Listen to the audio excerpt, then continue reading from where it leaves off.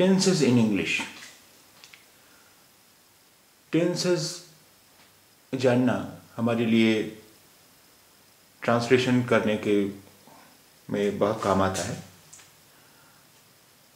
अब आप सभी जानते हैं कि टेंसेस 3 तरह के होते हैं मोटे तौर पर, प्रेजेंट, पास्ट और फ्यूचर। आइए हम पहले प्रेजेंट टेंस लेते हैं। प्रेजेंट टेंस का एक फॉर्म है सिंपल प्रेजेंट। सिंपल प्रेजेंट जिसे हम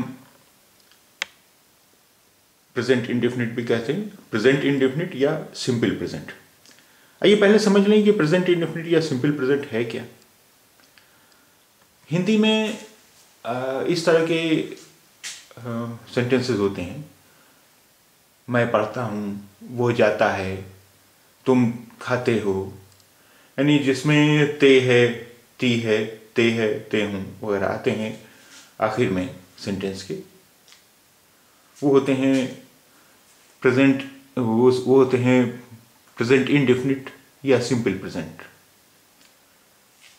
अब ये प्रेजेंट इंडेफिनिट या सिंपल प्रेजेंट हम बनाते कैसे हैं?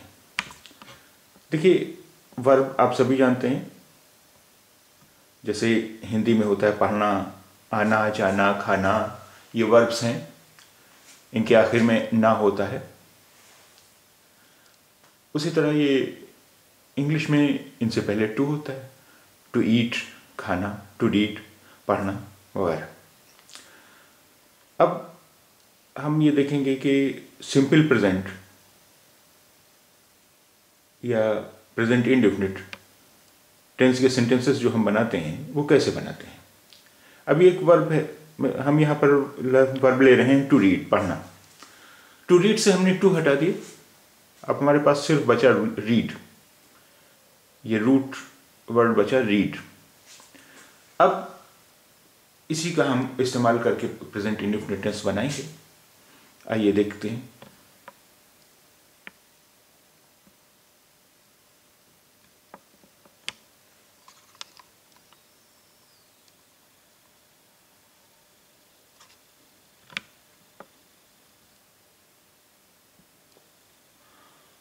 आई रीड ए बुक। आई के साथ हम रीड इस्तेमाल कर रहे हैं, इसमें कोई परिवर्तन, कोई चेंज, कोई तब्दीली नहीं की गई। आई रीड ए बुक, मैं एक किताब पढ़ता हूं। यू के साथ भी हम रीड का ही इस्तेमाल करेंगे। यू रीड ए बुक, तुम एक किताब पढ़ते हो। आई और यू के साथ, दोनों के साथ हमने रीड इस्तेमाल किया है, read. We read a book, we के साथ भी हमने रीड इस्तेमाल किया है, वी रीड ए बुक, हम एक किताब पढ़ते हैं। ही रीड्स ए बुक और शी रीड्स ए बुक। अब यहां ही के साथ रीड में एस बढ़ा दिया गया है, उसी तरह शी के साथ भी रीड में एस बढ़ा दिया गया है। ही रीड्स ए बुक, वो एक किताब पढ़ता है। शी रीड्स ए बुक, वो एक किताब पढ़ती है। अब आइए देखिए, दे के साथ फिर हमने रीड इस्तेमाल किया है, इसमें कुछ भी बढ़ाया नहीं है। दे रीड ए बुक, वो एक किताब पढ़ते हैं। दे रीड ए बुक, वो एक किताब पढ़ते हैं। अब इसे अगर हमें निगेटिव बनाना हो तो निगेटिव बनाने के लिए हम आई के साथ डू नॉट का इस्तेमाल करते हैं। I do not read a book, मैं एक किताब नहीं पढ़ता हूं। I do not read a book, मैं एक किताब नहीं पढ़ता हूं। यू के साथ भी हम डू नॉट का इस्तेमाल करते हैं। You do not read a book, तुम एक किताब नहीं पढ़ते हो। You do not read a book, तुम एक किताब नहीं पढ़ते हो। We do not read a book, हम एक किताब नहीं पढ़ते हैं। We do not read a book, हम एक किताब नहीं पढ़ते हैं। अब ही के साथ डू नॉट के बजाय हमने डज इस्तेमाल किया है। ही does not read a book, वो एक किताब नहीं पढ़ता है। अब देखिए ये अफर्मेटिव सेंटेंस जो था, ही रीड्स ए बुक, वहाँ रीड्स था, ही के साथ हमने रीड्स इस्तेमाल किया था। तो निगेटिव सेंटेंस में रीड्स का एस हट गया है और उसके बजाय यहाँ डज इस्तेमाल हुआ है। यानी जहाँ पर हमने वर्ब के साथ एस का इस्तेमाल नहीं किया है, वहाँ पर निगेटिव के लिए हमने डू नॉट का इस्तेमाल किया है। जैसे we do not read a book, हम किताब नहीं पढ़ते हैं। वी रीड ए बुक, हम एक किताब पढ़ते हैं, इसमें हमने रीड इस्तेमाल किया था। अब इसका निगेटिव बनाने के लिए इसके साथ हमने डू नॉट लगाया।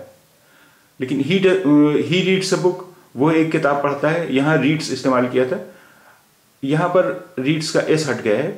अब एस हट गया है, इसलिए ही के साथ हम डज नॉट का इस्तेमाल करें। He does not read a book. We do not read a book, हम एक किताब नहीं पढ़ते हैं। He does not read a book, वो एक किताब नहीं पढ़ता है।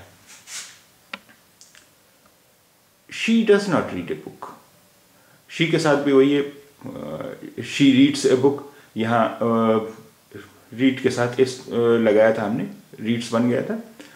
लेकिन जब नेगेटिव बना रहे हैं तो रीड का एस हमने हटा दिया, और जब एस हमने हटा दिया तो शी के साथ हम डज नॉट का इस्तेमाल करेंगे। She does not read a book, वो एक किताब नहीं पढ़ती है। दे do not read a book, they do not read a book, वो एक किताब नहीं पढ़ते हैं, वे एक किताब नहीं पढ़ते हैं। देखिए दे रीड ए बुक, वो एक किताब पढ़ते हैं।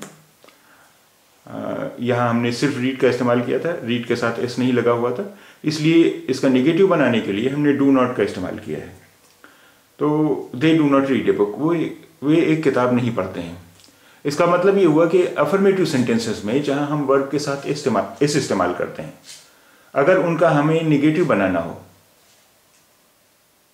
तो वर्ब का एस हटा देंगे और डज नॉट इस्तेमाल करेंगे। जहां हम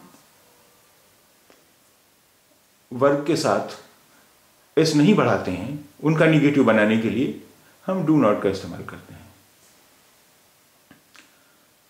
आइए देखें, अब हम कुछ इंट्रोगेटिव सेंटेंसेस बनाएंगे।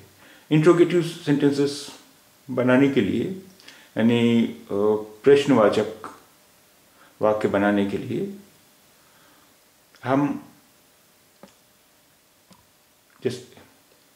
वर्ब सेंटेंस से पहले डू या डस का इस्तेमाल करते हैं।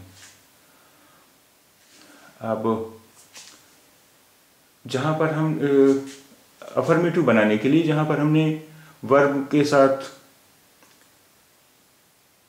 इसे हम जब जुमलों में, वाक्य में बनाएंगे तभी हम इसका इस्तेमाल देखें।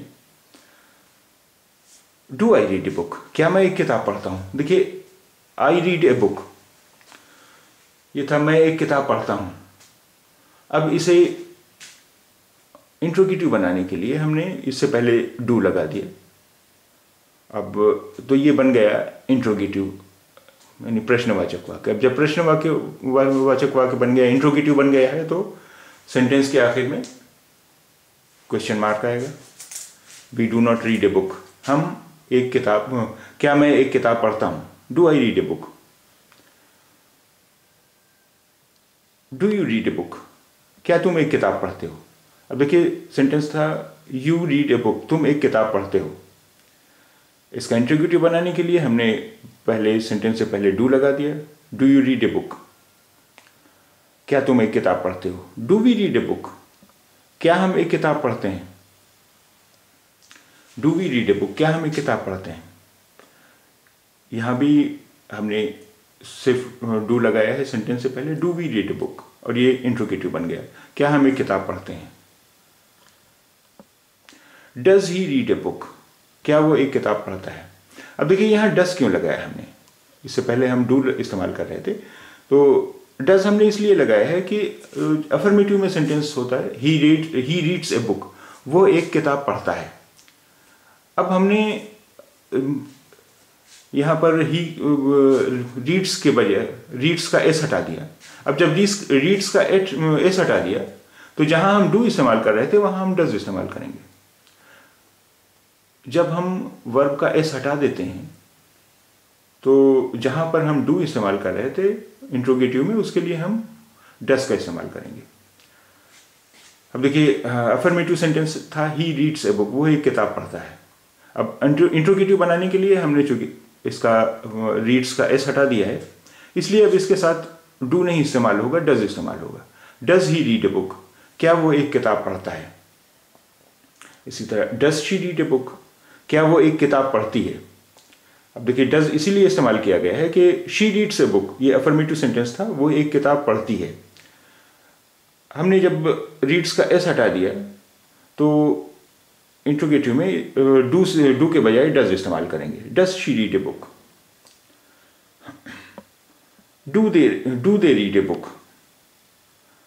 अब यहां डू इसलिए इस्तेमाल किया गया है कि दे रीड ए बुक, वे एक किताब पढ़ते हैं। यहां हम एस इस्तेमाल नहीं कर रहे थे, रीड के साथ एस नहीं लगाया था, इसलिए हमने इसका इंट्रोगेटिव बनाने के लिए डू का ही इस्तेमाल किया है। Do they read a book, क्या वे एक किताब पढ़ते हैं। डू अब ये इसके इंट्रोगेटिव नेगेटिव कैसे बनेंगे, इसके साथ हम नॉट और बढ़ा देंगे। Do I not read a book, क्या मैं एक किताब नहीं पढ़ता हूं। Do you not read a book, क्या तुम एक किताब नहीं पढ़ते हो। Do we not read a book, क्या हम एक किताब नहीं पढ़ते हैं। Does he not read a book, क्या वो एक किताब नहीं पढ़ता है।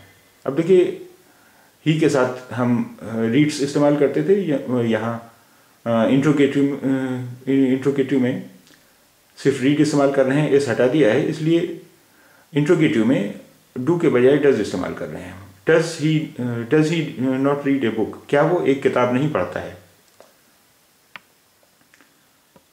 Does he not read a book, क्या वो एक किताब नहीं पढ़ता है।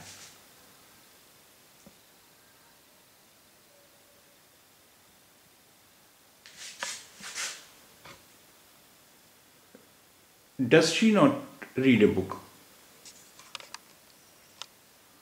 क्या वो एक किताब नहीं पढ़ती है। Does she not read a book, क्या वो एक किताब नहीं पढ़ती है। Do they not read a book, क्या वे एक किताब नहीं पढ़ते हैं। अब देखिए, जहां डज का इस्तेमाल हमने वहीं पर किया है जहां वर्ब के साथ एस नहीं लगा है, और जहां वर्ब के साथ एस नहीं लगा हुआ है वहां हमने सिर्फ डू का इस्तेमाल किया है।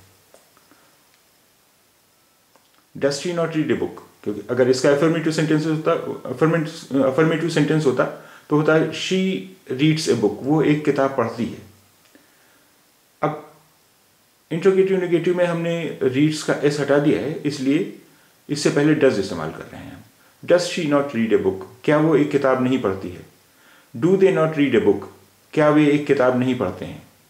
अफर्मेटिव सेंटेंस होता दे रीड ए बुक, वे एक किताब पढ़ते हैं। अब रीड में चूंकि एस नहीं है, इसलिए इंट्रोगेटिव बनाने के लिए हमने डू का इस्तेमाल किया है, डज का इस्तेमाल नहीं किया है। Do they not read a book, क्या वे एक किताब नहीं पढ़ते हैं।